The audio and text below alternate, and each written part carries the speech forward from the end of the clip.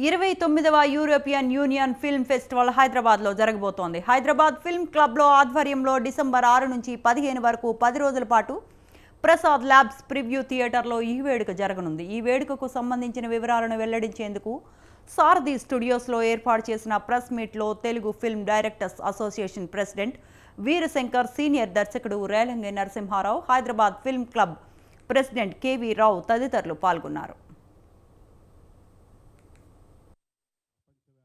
వస్తున్న ప్రపంచ సినిమాని, వాళ్ళ భావోద్వేగాల్ని, వాళ్ళ సంస్కృతిని, వాళ్ళ ఆచారాలని